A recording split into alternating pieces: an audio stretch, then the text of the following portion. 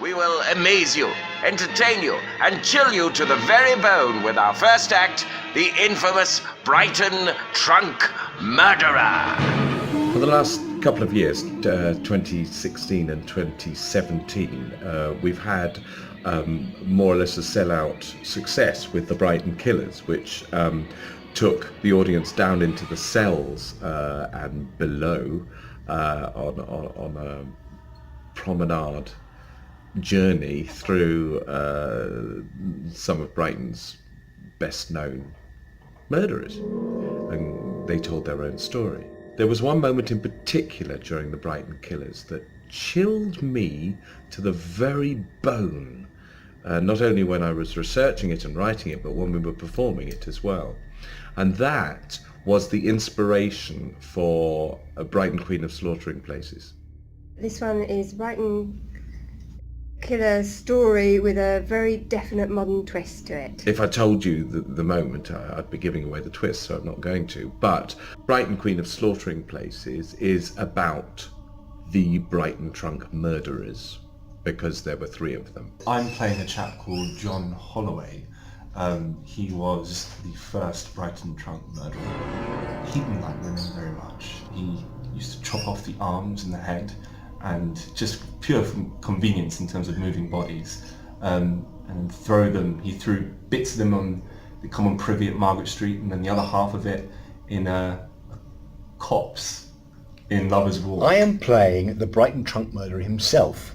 Tony Mancini, his name is.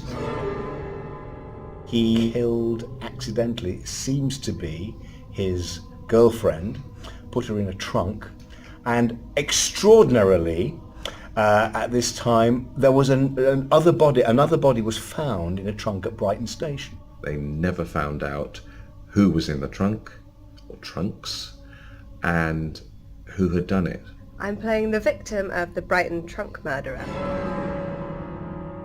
I'm playing, possibly, a sort of slightly ghostly and mysterious figure who may be a Brighton Trunk murderer, one of many.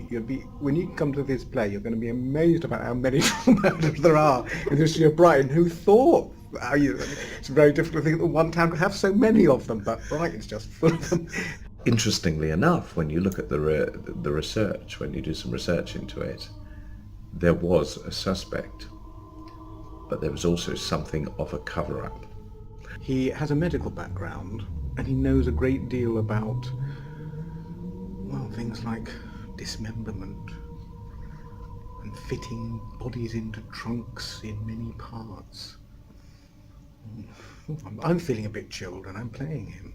Amazingly, he was found not guilty and went on a tour around the country, touring in a circus as the infamous Brighton Trunk murderer. His body was put in display in the building that we're actually performing in, which is just mental to think about. It's almost like a tribute to an evil man. It's set in the old police cells, which is a very spooky atmosphere. And again, it's another beautiful piece of synergy between the writer, the venue, and the plot lines about real-life murderers that kind of worked in the Brighton area. So we're hoping that Fringe goers will enjoy it, Brightonians will enjoy it. It's really got something for everybody, this one.